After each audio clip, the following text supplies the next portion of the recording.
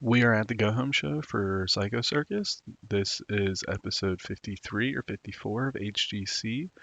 Last week we closed the show with like the last like half hour must see of Dusty Streets defeating Eric Tyler, with Sid Streets returning, helping his brother. The two brothers embrace to post match, and then Ripcord announcing that if he does not defeat Sam Strong, he will no longer challenge for the world title. Um, as well as some pretty good undercard action. Um, with Dark Eagle defeating Alex Braun to settle their trilogy. And this show should be a good one. So let's get to it. Here we have Cowboy finally giving his chance to talk, where he talks about how he's going to do what's right for him and he's going to win the international title. He doesn't have anything against Liberty. He doesn't have anything against Tommy Cornell, Barry Bowen. He just wants what's best for him. And for Cowboy, that is becoming international champion. We followed that up with Romeo Heartthrob, aka the new Luchador Heartthrob, defeating Golden Fox with a roll up. I'm not going to do the whole El Grande Americana thing where he starts acting like a luchador, but just the fact he's wearing a mask and still wrestling the same. And then we'll have him deny that he is Heartthrob, and then he'll say that guy's stealing my gimmick and kind of continue what's going on there. And then eventually it's lead to like a mask vs. mask match at Total Mayhem, but I'm not sure against who yet. We follow that up with Liberty cutting a promo, this time on the international title. Him talking about how he is the international champion. He is the future of HGC. I'm going to adjust my mic here, how he is the man and he is going to carry this company into the next year and into whatever. Pretty much is a babyface promo, fired up about facing all three guys, and then how he's proud to be champion. We have Frankie Future teasing Big Trouble over his theme song, just like in a wasn't EC3's um, theme song in TNA, like it was like Trouble, Trouble, Trouble, Trouble. Wasn't that? I was like low key banger. But like I'd have Frankie Future. It's kind of like a smart ass tease Big Trouble here and going into their match. Um, yeah, so just fun with that. We have Jason Jackson picking an upset victory over Brent Hill after Troy Tornado distracts Brent Hill. A couple weeks ago, Brent Hill took out Troy Tornado. Uh, this led to Troy Tornado being taken out of the Fatal 4-Way to face Ripcord. This is Troy Tornado getting a little bit of revenge, helping Jason Jackson defeat Brent Hill. And now's our chance to start building up Jason Jackson going into the debut of Ace. That's going to be my goal, is to get him up to like 35, 30 popularity, so he can be usable when we're needing that higher requirement of 71 we found out last week. Steve Flash, speaking of the devil, of like getting people over, he defeats Jimmy Power here, and Jimmy Power is probably best match yet. Just pretty basic match here to continue Steve Flash's push without him having to face Damien Carville quite yet.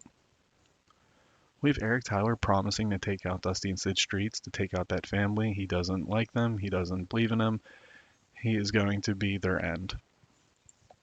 Jeb Langley cuts a passionate promo talking about how he came up short, but he still believes in himself like he never has before. And just very like fiery. And he still does the "Who's Your Daddy" shtick, but he's also starting to show that he's more than just a comedy gimmick. We follow that up with, if you remember last week, Jack Bruce interrupted Money Walker and Jesse Christian, kind of poking the stick at like them, hoping that they eventually go at it. But Money Walker and Jesse Christian pick up the win here when Money Walker defeats Jack Bruce. Um, I guess so. I'm gonna have an angle with RP Jr. and Jesse Christian being like, well, no, that's fine. Um, there's gonna be a payoff to Jesse and Monty teaming here, even though RP's in the main event versus Brian, and to have like this is gonna be a point for the RP Jr. Jesse Christian feud. Well, tag team feud, you get it. But it's not just going to be a throwaway. And Monty Walker defeating Jack Bruce here as a Cruiserweight champion. So Monty Walker is shown a little bit strong here ahead of his title shot at Psycho Circus. We have Dusty and Sid Streets agreeing to face Untouchables to set their differences aside, and they're going to team up. They just have like a babyface tag team. A lot of babyface heavy promos tonight, I'm realizing. Eric Tyler aside, but yeah, just basic promo talking about how they're going to beat the Untouchables and then they're going to go on to beat the Syndicate.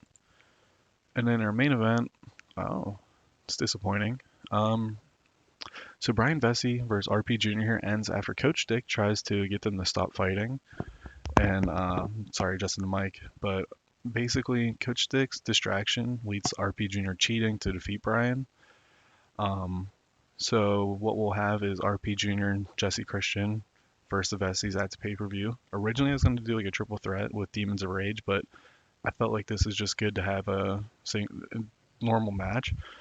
And we're gonna have like Jesse Christian be like, "You cheated again," and RP Jr. is gonna be jealous, like partner, being like, "Well, you were teaming with your other person, you weren't there for me, so I had to do what's right." But we do end the show with Sam Strong cutting a promo saying how Ripcord uses young talent like Tommy Cornell, Barry Bowen, and Brent Hill to keep himself relevant, and Sam Strong only wants to elevate the people around him, not use them. And this is just basic back and forth here. It would be a long 10 minutes or so, just as a way to give them the ability to go at it verbally ahead of their match at Psycho Circus. And if I have Sam Strong and Ripcord, I'm gonna use them. Like I didn't want to separate. I just let them do their thing.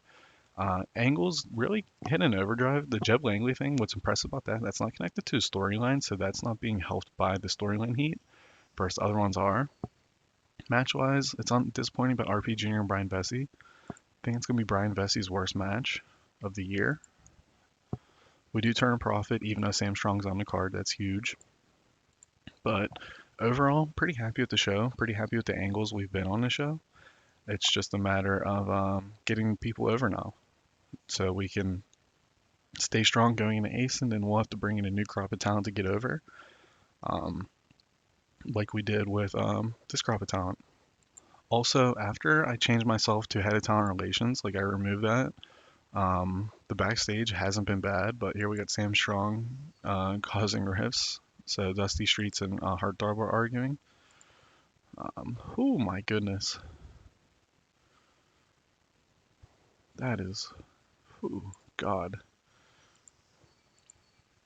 So after this week, well, it's gonna be 3 weeks in a row. We have Sam Strong and Dusty Streets around, but yeah, pretty much the backstage has been a lot easier to deal with since I had removed the head of talent relations, Pat Deacon, just made it myself.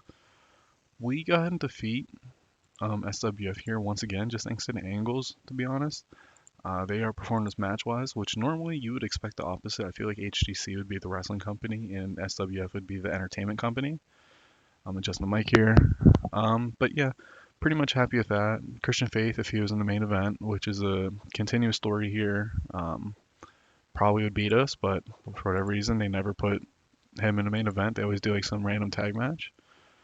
There's no real. Jason Jackson's really the only guy that we need to check, and then we can check to see. So he went up 5 there with that win. Brent Hill was protected, so he only went down none.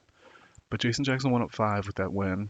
So we got him a little bit. I use a lot of creative ideas to get him over. And that's the only thing I really spend the creative energy on. We'll do like some finishes for the pay-per-view, but even then, it's hit or miss, and I don't think it's really even worth it. Burst of momentum. Momentum's king in this game, but that's me. So let's check Brian Vesey, see if that was his worst match. Okay, no, I lied. There were some early ones. And even the Flapjack and Lance. So I lied, but Power 500 coming up here soon. Sam Strong was actually in more matches than I thought this year, where he's only going to have 11, and but should be solid. Very curious to see. I imagine Christian Faith's going to be number 1, but don't sleep on Ripcord because he'll have his match with Sam Strong, and I don't think after that he will. So it'll be interesting to see who in our company places where, as I think everybody should be at. Well, everybody that's probably eligible will be past like 10.